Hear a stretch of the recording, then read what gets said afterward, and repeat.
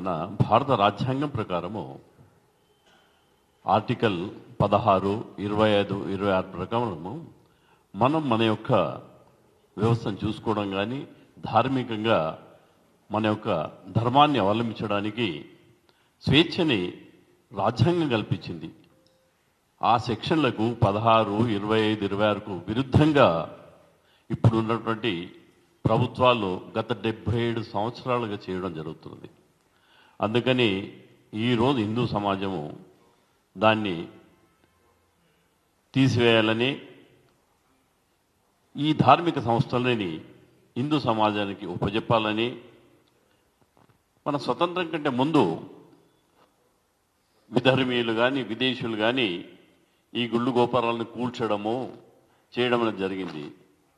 దాని తర్వాత ప్రభుత్వాలు ఏర్పడిన తర్వాత కూడా ఈ సెక్యులర్ ముసుగు లోపల మన హిందూ సమాజం యొక్క ధార్మిక సంస్థలని యథేచ్ఛగా వాళ్ళ యొక్క అవసరానికి వాడుకోవడం జరుగుతుంది. సో దానికి నిరసనంగా అఖిల భారతీయంలో తీసుకున్నటువంటి నిర్ణయం ప్రకారము సెప్టెంబర్ 30 నాడు కూడా అన్ని రాష్ట్రాల యొక్క గవర్నర్లకు మెమరండం ఇచ్చి గుళ్ళని మీరు విడుదల చేయాలి, మీరు ఎట్టి పరిస్థితుల్లో కూడా మీ ఆధీనంలో ఉంచుకోవద్దని చెప్పడం జరిగింది. దాంట్లో ముఖ్యంగా అంతవరకు ఏంటంటే ఈ గుళ్ళు గోపురాలలో అన్య మతస్థులు ఎవరున్నారో వాళ్ళని తొలగించాలి. తర్వాత అక్కడ ఉద్యోగులు కూడా నిజంగా ధార్మికులు సనాతన ధర్మాన్ని ప్రాక్టీస్ చేస్తున్న వాళ్ళే ఎవరైతే హిందువులో అట్లాంటి వాళ్ళని ఉంచాలని. మూడవది, ఈ యొక్క వ్యవస్థ లోపల ఎక్కడ అన్యాక్రాంతమైనటువంటి భూములను స్థలాలని తిరిగి హిందూ సమాజానికి ఉపజెప్పాలని. ఎందుకంటే ఈ హిందూ దేవతల యొక్క ఆస్తులన్నీ కూడా ఎవరో ధార్మిక వ్యక్తులు, ఆ రోజు ఉన్నటువంటి రాజులు రాజపోషకులు దీనికి సమర్పించడం జరిగింది. కానీ ఏ రోజు కూడా వారు ధార్మిక వీటి కోసం ఇచ్చినటువంటి స్థలాలను కానీ గుళ్ళను కానీ మాన్యాలను కానీ వాళ్ళు ఇచ్చిన ధనాన్ని కానీ ఏ రాజు కానీ ఏ ప్రభుత్వం కానీ వాళ్ళ చెప్పు చేతుల్లో ఉంచుకోలేదు.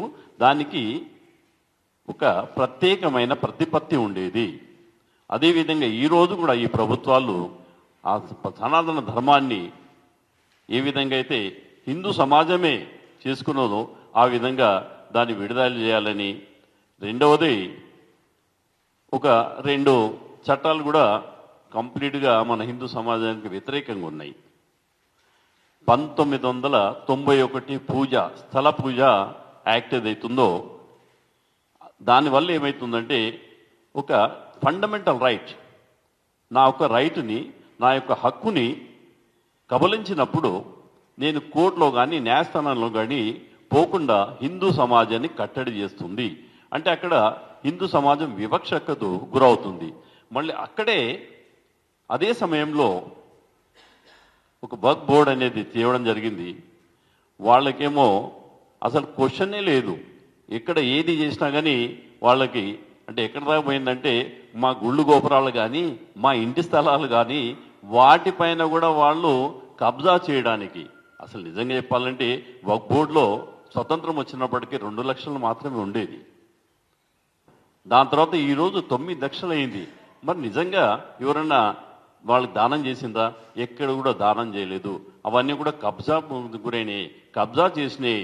గుళ్ళు గోపురాలను కూడా వాళ్ళు క్లెయిమ్ చేస్తున్నారు. కాబట్టి ముందు ఇమ్మీడియట్గా ధార్మిక బోర్డును ఏర్పాటు చేస్తే సంతోషమే, లేదా ఈ గుళ్ళు గోపురాలన్నింటినీ కూడా ఫ్రీ చేయాలనే ఉద్యమంతో ఈ వచ్చే నెల 5 నాడు విజయవాడలో మొదటి బహిరంగ సభ జరుగుతుంది. అక్కడ శంకారావం, హిందూ శంకారావం ఉంటుంది. అదేవిధంగా దేశం మొత్తం జరుగుతుంది.